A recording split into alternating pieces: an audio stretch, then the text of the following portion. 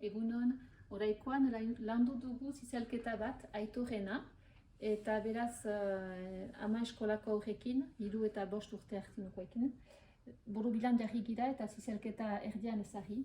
Eta lehen gauza induguna, itzulia egin dizu, alde guztietan ikusteko, alde guztietaik ikusteko, eta gero jarri gitzu.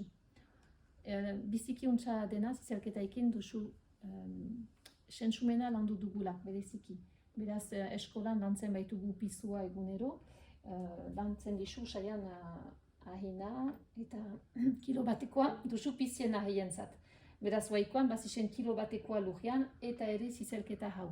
Beraz, ikusten zisen zinez, aize pisuago zela. Eta ordean, konparaketa erranaldia ere landu isu. Kilo bat baino gehiago egiten duela. Gero unkimena landu dizu, beraz banaka pasatzen zitzun eta unkitzen ziren obra, nahi zuten bezala, eta ohartutzu, bezala leku bat latzagoa, bestea leuna, freskoa, eta ere sorrotsa, leku sorrotsduna bazela ere ohartutzu. Baina naldi guziz pasatzen zileik, isi egoiten zitzun, beste ere usteko sorpresaren mementoa. Eta gero zer ikusten zuten ere. Beraz, ukan dugun joko paper hortan, joko hortan, beraz, batzu proposamenak eginak direnak, nik etxit proposamenik eman, bakotsak errandisti gogoan zuena.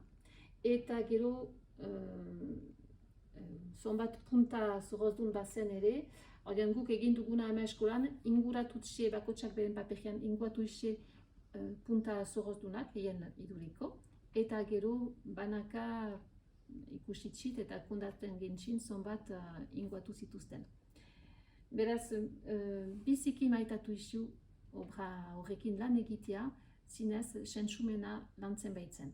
Eta orai gelitzen zaukuna da buztinekin lan egitea.